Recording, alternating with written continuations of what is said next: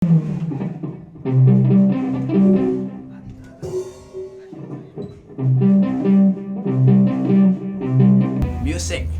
Actually, it is the element that sets the atmosphere of worship.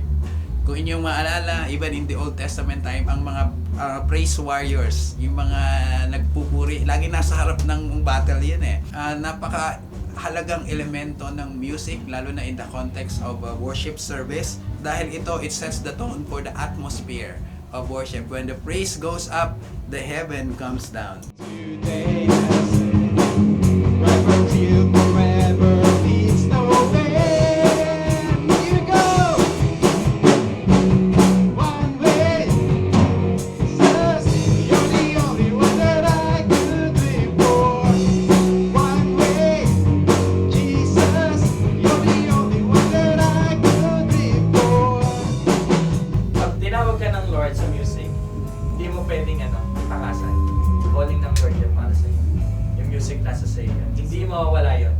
Hindi. Because of who I am, but because of what you've done. Not because of what I've done, but because of who you are.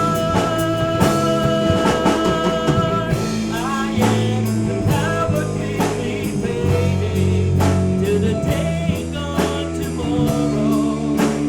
Wake up to the ocean, the vapor in the wind.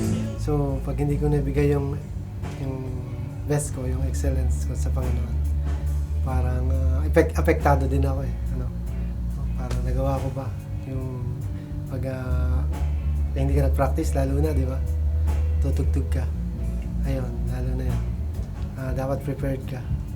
Hindi lang skillfully. Yun yung pinagkatiwala sa atin, di ba? Binigay ka ng maliit, pinagkatiwala ka sa maliit.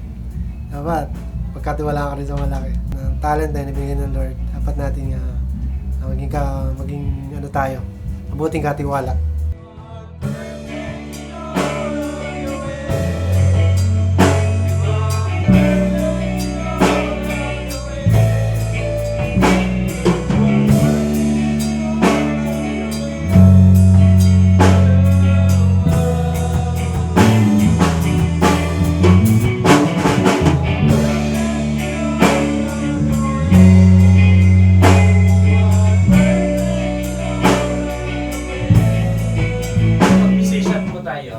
Alam mo pag ang isang tao tumutugtog ng may puso, nararamdaman at mararamdaman mo siya.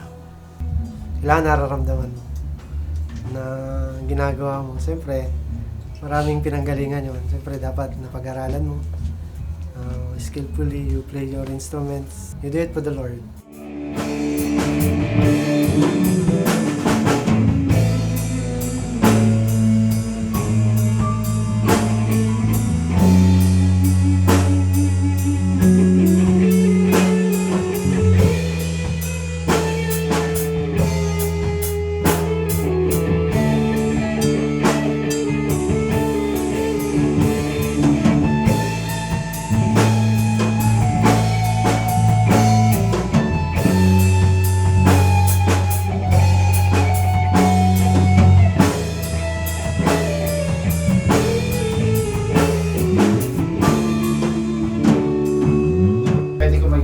Talagang maging loyal ka sa craft mo. When I say loyalty to your craft, let's say craft mo is a gift from God.